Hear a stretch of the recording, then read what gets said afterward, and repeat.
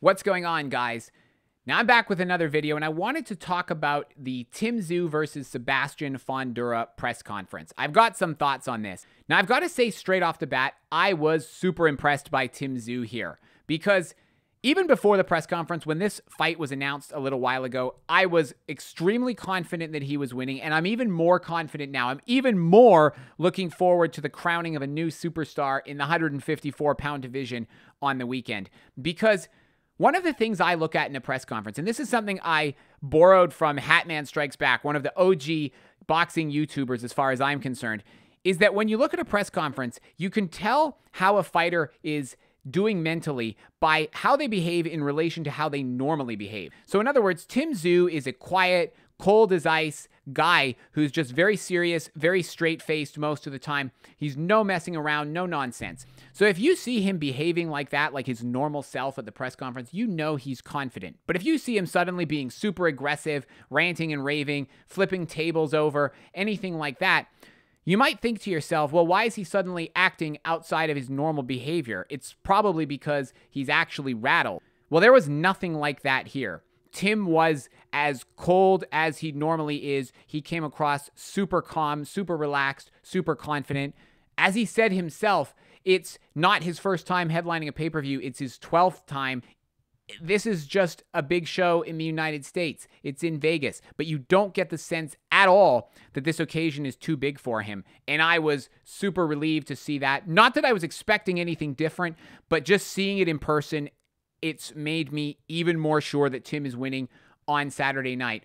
Now, there was one thing that I wanted to touch on in relation to the positioning of the WBC title. Now, if you didn't see it, you might not have noticed that the belt was actually sitting on the table directly in front of Sebastian Fundora. So you had a big, long press conference table with a podium in the middle, and on one side you had Fundora, and the other side you had Tim Tszyu. Now, Tim Tszyu had his WBO belt in front of him that he earned against Brian Mendoza, but on the other side, you had Sebastian Fundora with the WBC belt in front of him as though he is the WBC champion. Well, that's great, except he isn't.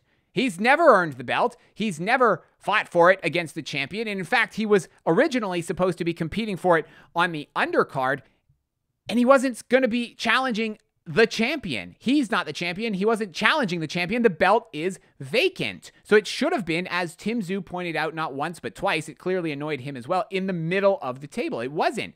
It was on Fundora's side. Well, what does that mean? Fundora, I think it's worth pointing out, is a Mexican-American challenger. The WBC is a Mexican sanctioning body. I don't think it's absolutely out of the question that a Mexican sanctioning body would want a Mexican-American Spanish-speaking champion representing their belt. We all know they love Canelo.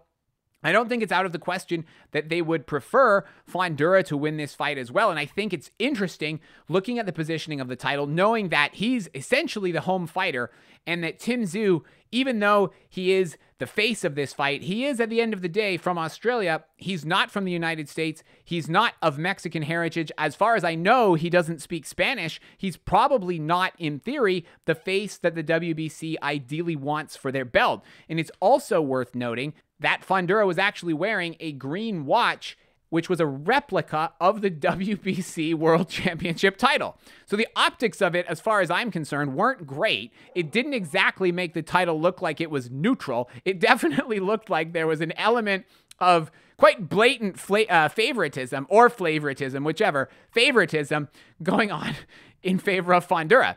And if the fight goes to the scorecards, which I don't believe for a second that it will, but if it does, it's not out of the question that we get some home cooking, because in Vegas, there have been bad decisions in the past, and I think it's not going to be the last time, by any means, that we'll have seen a bad decision if we get one here. So I think it's worth bearing all of this in mind if the fight goes to the scorecards, if it's a close fight, if you're having a hard time splitting the rounds. This could be something you should bear in the back of your mind. Now, do I think that will happen? Do I think the fight will be close? I don't. I expect Tim Tszyu, like I said, to dominate this one. I think he's going to launch himself into the stratosphere as far as being a star at 154 pounds. I think this is the perfect time, the first fight on Prime Video, the first pay-per-view on Prime Video, and I think Tim Tszyu is going to be a new star in this division. I think it's absolutely appropriate now that we're talking about fights involving Tim Tszyu and Errol Spence and Terrence Crawford, and Canelo is a little bit, I think, outside the realms of plausibility at this point in time. But Boots Ennis, any of those names, Charlo, any of those names, those are fights that Tim Tszyu can legitimately be talking about at this point, assuming he doesn't suffer a horrendous upset against Fundora. But I do not expect that to happen. I'm extremely confident. Guys, if you're riding with Tim Tszyu in this one, you should be confident as well. Let's go, Tim Tszyu. Let's get it done on Saturday. He's going to be a double champ, and he's taking those belts back to Australia. That's all for me, guys. Thank you as always for watching. Hope you have a great rest of your day, and I will catch you guys in the next video.